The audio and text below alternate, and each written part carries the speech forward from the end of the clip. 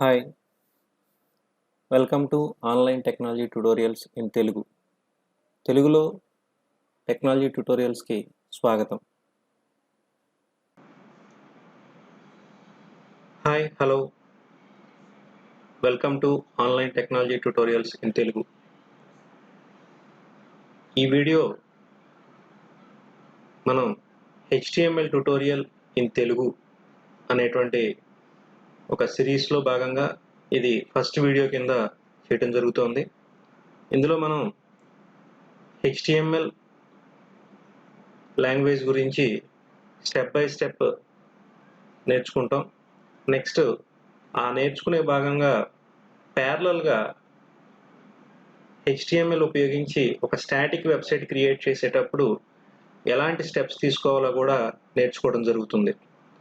So first HTMLను ఉపయోగించి మనం web pages create చేయడం జరుగుతుంది. బేసిక్గా ఫస్ట్ స్టెప్లో అయితే కనుక ఎగ్జాక్ట్లీ HTML కనుక ఉపయోగించినట్టయితే మనం స్టాటిక్ వెబ్ పేజెస్ మాత్రమే క్రియేట్ చేయడం జరుగుతుంది. నెక్స్ట్ ఇక్కడ HTMLని ఎందుకు యూజ్ చేస్తాం? HTML formats the information, that is simply say అంటే ఇన్ఫర్మేషన్ యొక్క అపీరెన్స్లో మార్పు తీసుకురావడానికి ఉపయోగించడం జరుగుతుంది. సో ఇక్కడ దీనికి ప్రెజెంటేషన్ అనేటువంటి ఒక పదం కూడా వాడటం జరుగుతుంది. HTML can be called as a presentation language. Next free form language అంటే మనం ఆర్డర్ ఆఫ్ కోడింగ్ అనేటువంటిది ఎలా అయినా చేయొచ్చు. అంటే మనకి ఇండెంటేషన్ అనేటువంటిది రాసేటప్పుడు చూపిస్తాను నేను. అన్ని ట్యాగ్స్ పక్కపక్కనే రాసుకోవచ్చు లేదా ఒకదాని తర్వాత ఒకటి కూడా రాయవచ్చు.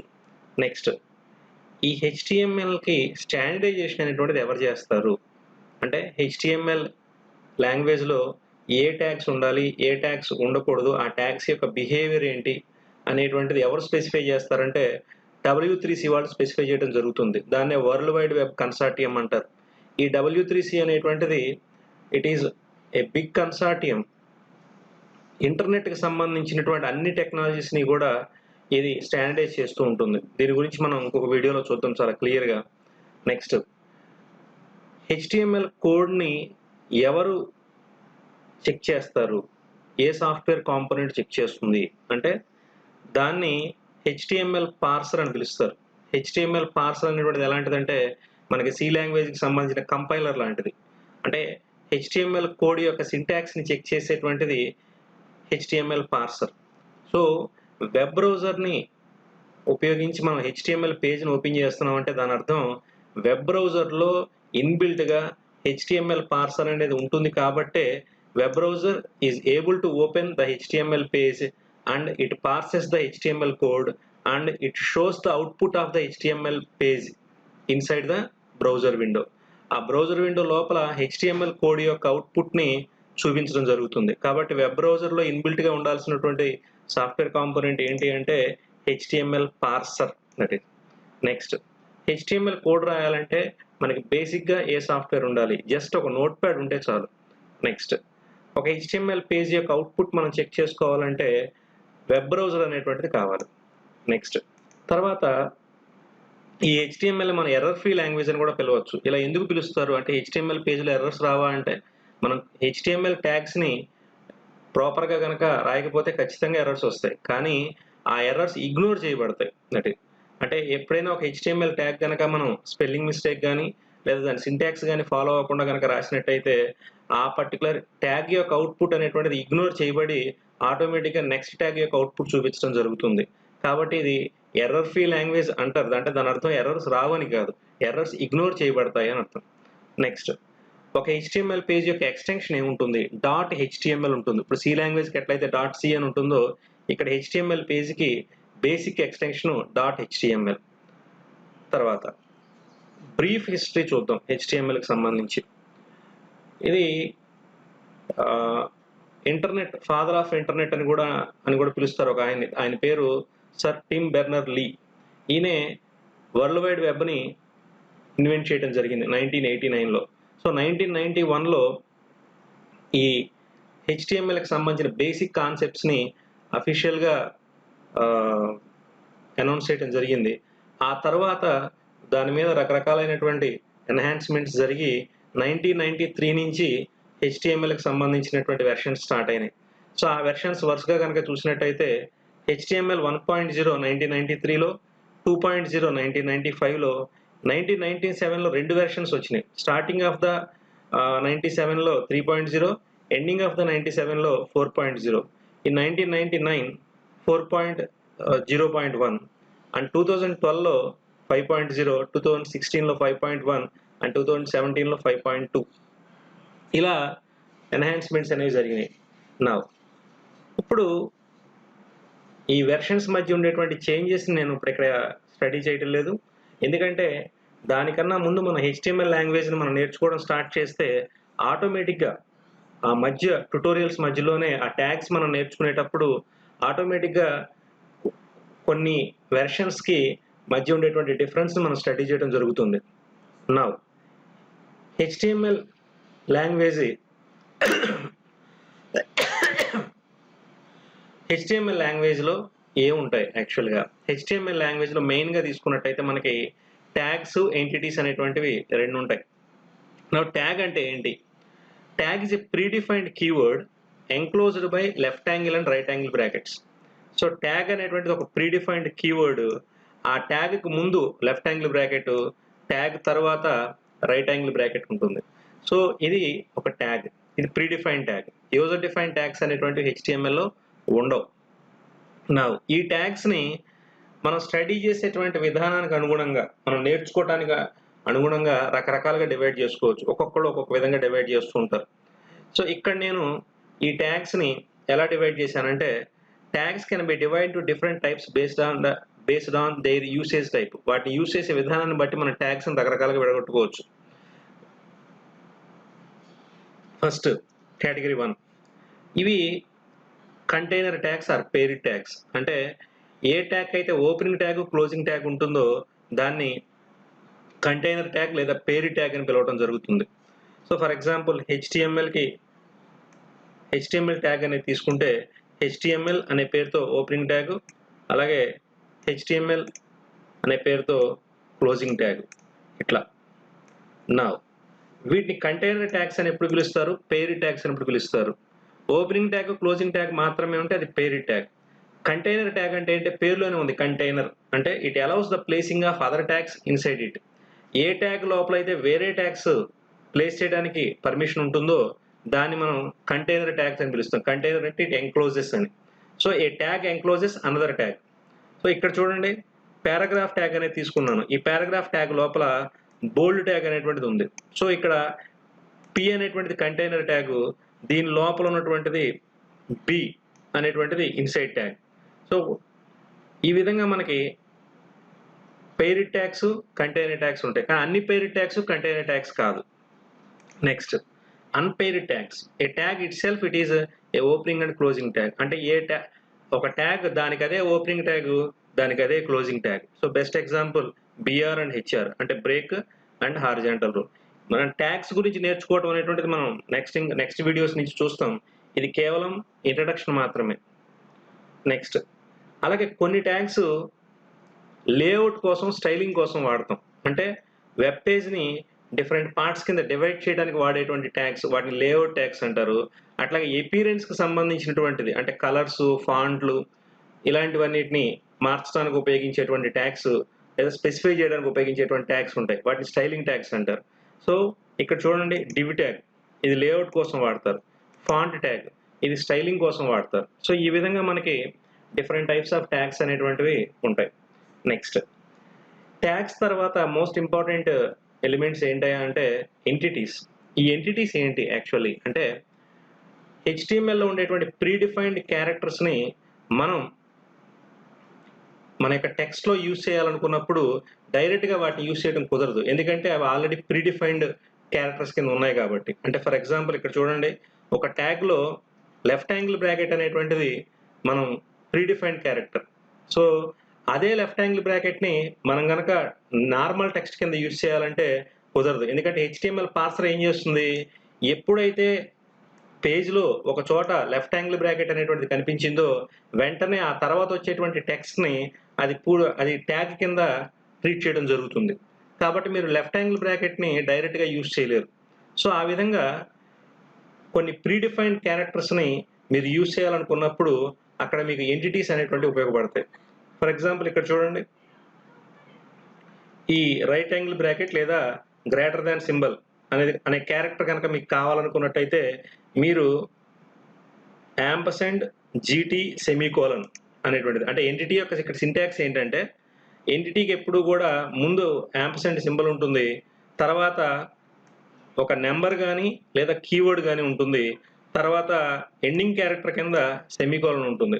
ఇలా ఈ మూడు కలిసి ఉంటే దాన్ని ఎంటిటీ అని పిలుస్తారు.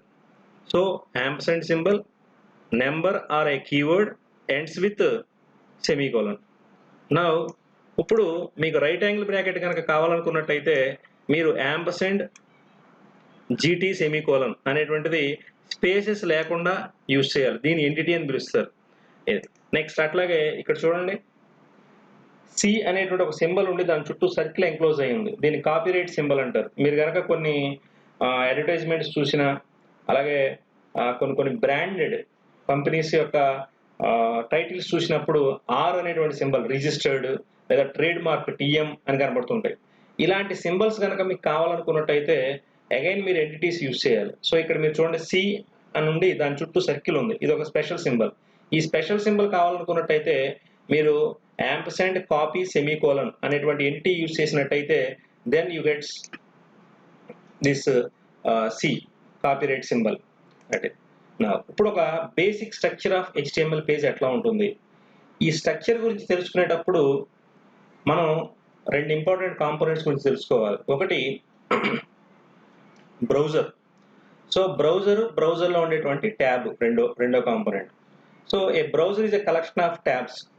నా మీరు ఒక ట్యాబ్ తీసుకుంటే ఒక ట్యాబ్లో ఒక HTML పేజ్ని డిస్ప్లే చేయొచ్చు. కాబట్టి ఇప్పుడు మనం ఈ బేసిక్ HTML పేజ్ యొక్క స్ట్రక్చర్ ఏదైతే ఉందో ఈ స్ట్రక్చర్ని ఆ పర్టికులర్ ట్యాబ్తో రిలేట్ చేస్తూ స్టడీ చేయాలి. ఒక HTML పేజ్ ఎక్కడ మొదలవుతుంది, ఎక్కడ ఎండ్ అవుతుంది అనేటువంటిది HTML ట్యాగ్ ద్వారా తెలుస్తుంది. HTML is the opening tag and /HTML is the closing tag. So HTML page ఇక్కడ స్టార్ట్ అయింది, ఇక్కడ ఎండ్ అయింది. నెక్స్ట్ ఒక HTML పేజ్లో 2 పార్ట్స్ ఉంటాయి, ఒకటి హెడ్ ఏరియా, రెండు బాడీ ఏరియా. డిస్ప్లే ఏరియా అంతా కూడా బాడీ ట్యాగ్ లోపల రాయాలి. ఓకే అండి, మీరు ఏ బ్రౌజర్ ద్వారా అయితే HTML పేజ్ని ఓపెన్ చేస్తారో ఆ బ్రౌజర్కి మనం ఇచ్చేటువంటి ఇన్స్ట్రక్షన్స్ కానీ లేదా SEO రిలేటెడ్ ఇన్స్ట్రక్షన్స్ కానీ లేదా links to the other pages. So ఇక్కడ హెడ్ అనేటువంటి ట్యాగ్ లోపల మనం టైటిల్ ట్యాగ్, అంటే ఆ పేజ్ యొక్క టైటిల్ ఏదైతే బ్రౌజర్లో డిస్ప్లే అవుతుందో అది టైటిల్. అట్లాగే links to the other resources, ఈ పేజీలో ఉపయోగింపబడేటువంటి కొన్ని స్క్రిప్ట్స్కి కానీ లేక స్టైలింగ్ షీట్ ఇన్ఫర్మేషన్కి కానీ లేదా అదర్ పేజెస్కి కానీ సంబంధించినటువంటి అదర్ రిసోర్సెస్కి సంబంధించినటువంటి లింక్స్ అన్నీ కూడా హెడ్ ట్యాగ్ లోపల రాయటం జరుగుతుంది. అట్లాగే ఈ పేజ్కి సంబంధించినటువంటి ఇన్ఫర్మేషన్, అంటే ఈ పేజ్ని ఎవరు క్రియేట్ చేశారు, ఎందుకు క్రియేట్ చేశారు, ఏ సాఫ్ట్వేర్ ఉపయోగించి క్రియేట్ చేశారు, ఇట్లాంటివన్నీ కూడా మనం ఇన్ఫర్మేటివ్ ట్యాగ్స్ ద్వారా ప్రొవైడ్ చేయడం జరుగుతుంది. ఆ ట్యాగ్స్ అన్నీ కూడా అంటే లింక్స్కి ఉపయోగపడే ట్యాగ్స్, SEOకి ఉపయోగపడే ట్యాగ్స్, ఇన్ఫర్మేషన్ ప్రొవైడ్ చేయడానికి ఉపయోగపడే ట్యాగ్స్, వీటన్నిటి గురించి కూడా మనం విడివిడిగా స్టడీ చేయడం జరుగుతుంది ట్యాగ్స్ యొక్క ట్యుటోరియల్లో. నెక్స్ట్ బాడీ ట్యాగ్ వచ్చేటప్పటికి బ్రౌజర్ యొక్క విజిబుల్ ఏరియా ఏదైతే ఉందో ఆ ఏరియాలో ఏది డిస్ప్లే అవ్వాలన్నా కూడా మీరు బాడీ ట్యాగ్ లోపల రాయాలి. బాడీ ట్యాగ్ లోపల రాసినటువంటి ట్యాగ్స్ యొక్క అవుట్పుట్ మాత్రమే బ్రౌజర్లో డిస్ప్లే అవుతుంది. అంటే ఒక రకంగా చెప్పాలంటే ఎగ్జాక్ట్గా విజిబుల్ ఏరియా, క్లయింట్ చూసేటువంటి పేజ్ ఏదైతే ఉందో అది బాడీ ట్యాగ్ లోపల రాసినటువంటిదే. కాబట్టి క్లయింట్ ఇంటరాక్ట్ అయ్యేటువంటి ఏరియా లేదా డిస్ప్లే అయ్యేటువంటి ఏరియా లేక డిస్ప్లే అయ్యేటువంటి పేజ్ ఏదైతే ఉందో అది కంప్లీట్గా ఎక్కడి నుంచి వస్తుందండి, బాడీ ట్యాగ్ లోపల రాయబడినటువంటి ట్యాగ్స్ నుంచి రావడం జరుగుతుంది. నా ఈ 3 ట్యాగ్స్ గురించి ఇక్కడ నేను సింపుల్గా రాయటం జరిగింది. సో ఇక్కడ చూడండి, HTML ట్యాగ్, ఇది starting and ending points of the HTML page. Head tag, it includes so many other tags also which are related to the links to the other resources and SEO tags, వీటన్నిటిని కూడా head tag లోపల రాసుకోవడం జరుగుతుంది. Next body tag. This is the exact visible content of the HTML page. So ఒక web page యొక్క కంటెంట్ని format చేసి దాన్ని డిస్ప్లే ఏరియాలో అంటే బ్రౌజర్ యొక్క డిస్ప్లే ఏరియాలో డిస్ప్లే చేయడం అనేటువంటిది కేవలం ఈ బాడీ ట్యాగ్ ద్వారా పాసిబుల్ అవుతుంది. అంటే the output of the body tag is redirected to display area of the web browser. Next, ఒక HTML పేజ్ బేసిక్గా క్రియేట్ చేయాలంటే దేని ద్వారా చేయొచ్చు? ఒక simple note pad is enough to create N HTML page. Next, ఇంకా ఇంపార్టెంట్ కాంపోనెంట్స్ ఏమున్నాయి మనం HTML గురించి తెలుసుకోవాల్సినవి బేసిక్ లెవెల్లో? యాట్రిబ్యూట్స్. ఒక ట్యాగ్కి సంబంధించినటువంటి ఎడిషనల్ ఇన్ఫర్మేషన్ని మనం యాట్రిబ్యూట్స్ ద్వారా ప్రొవైడ్ చేయడం జరుగుతుంది. ఈ యాట్రిబ్యూట్స్ దేనికి అంటే స్టైలింగ్ పర్పస్ కోసం స్పెసిఫై చేసేటువంటి ఇన్ఫర్మేషను. నెక్స్ట్ అట్లాగే కొంత స్క్రిప్ట్కి సంబంధించి కొంత డేటాకి సంబంధించినటువంటి యాట్రిబ్యూట్స్ కూడా ఉంటాయి. అందుకే ఇక్కడ నేను అదర్ పర్పసెస్ అని చెప్పి రాశాను. అది ఆ చాప్టర్స్ వచ్చినప్పుడు మనం చూద్దాం.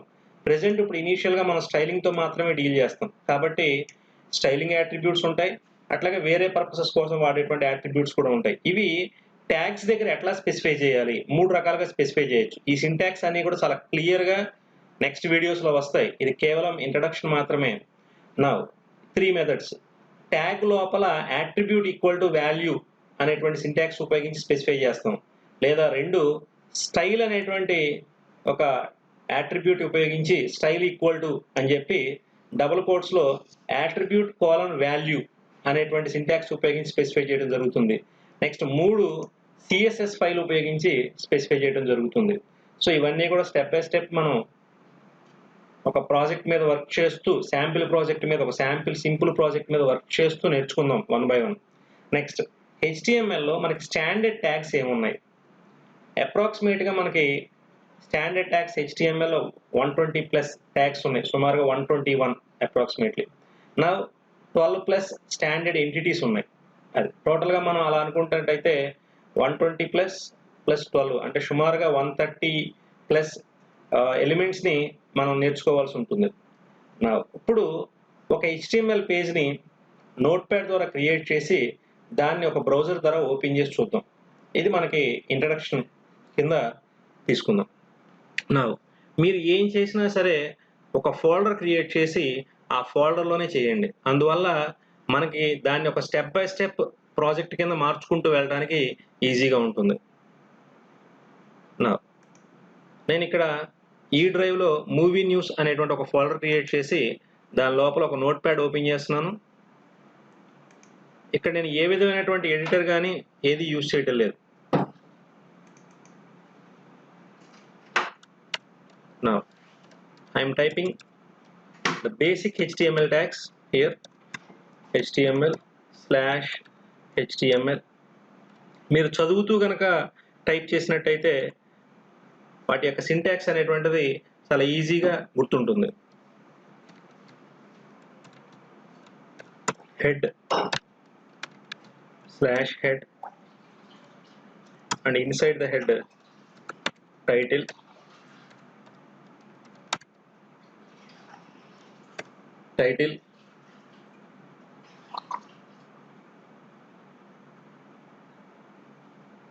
ఈ టైటిల్ ట్యాగ్ లోపల మీరు ఆ పేజ్కి సంబంధించినటువంటి ఆ పేజ్లో మీరు ఎలాంటి కంటెంట్ అయితే డిస్ప్లే చేస్తున్నారో దానికి సంబంధించినటువంటి హెడ్డింగ్ని మీరు ఇక్కడ స్పెసిఫై చేయొచ్చు. సో నేను ఇది మూవీ న్యూస్ అనుకుంటున్నాను కాబట్టి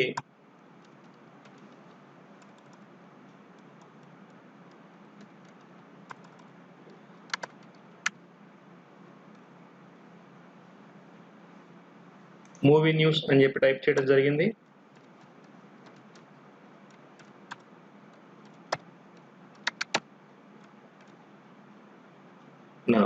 ఇక్కడ నేను ఏ విధమైనటువంటి ఇన్ఫర్మేషన్ కానీ లేదా ఏ విధమైనటువంటి యాట్రిబ్యూట్స్ కానీ యూజ్ చేయాలి. ఇది ఒక బేసిక్ HTML పేజ్. దీన్ని ఇప్పుడు మీరు సేవ్ యాజ్లోకి వెళ్ళి index.html అనే పేరుతో సేవ్ చేయండి. వన్స్ ఒకసారి అట్లా సేవ్ చేసిన తర్వాత మీరు ఆ సేవ్ చేసిన లొకేషన్లోకి వెళ్ళి చూసినట్టయితే మీ సిస్టంలో మీరు యూజ్ చేసేటువంటి బ్రౌజర్స్ని బట్టి అక్కడ ఆ పేజ్కి ఐకాన్ మారిపోతుంది. జనరల్గా క్రోమ్ ఐకాన్ కానీ, ఫైర్ ఫాక్స్ ఐకాన్ కానీ, లేదా ఇంటర్నెట్ ఎక్స్ప్లోరర్ యొక్క ఐకాన్ కానీ రావచ్చు. నెక్స్ట్ ఇక్కడ చూడండి జాగ్రత్తగా, ఇక్కడ ఇండెక్స్ అనేటువంటి పేరు కనిపించింది, పక్కన ఫైర్ ఫాక్స్ ఐకాన్ వచ్చింది.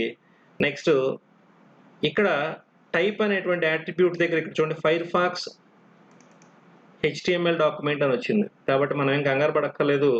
HTML డాక్యుమెంట్ అంటే HTML పేజ్ అని అర్థం. సో నౌ ఇప్పుడు ఈ పేజ్ మీద మనం డబుల్ క్లిక్ చేయండి, ఎందుకంటే ఇది ఆల్రెడీ HTML డాక్యుమెంట్ కింద రికగ్నైజ్ చేయబడింది కాబట్టి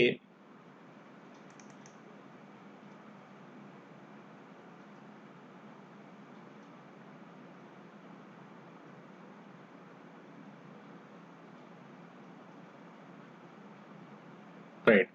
సో ఇక్కడ చూడండి, నేను బాడీ ట్యాగ్ ఏరియాలో ఈ వైట్ ఏరియా అంతా కూడా బాడీ ట్యాగ్ ఏరియా. ఇక్కడ నేను బాడీ ట్యాగ్ లోపల ఏం రాయలేదు కాబట్టి ఇక్కడ కూడా ఏ విధంగా అవుట్పుట్ లేదు. నా ఈ పైన ఇక్కడ చూడండి మూవీ న్యూస్ అని చెప్పి కనబడుతుంది ఈ ట్యాబ్లో.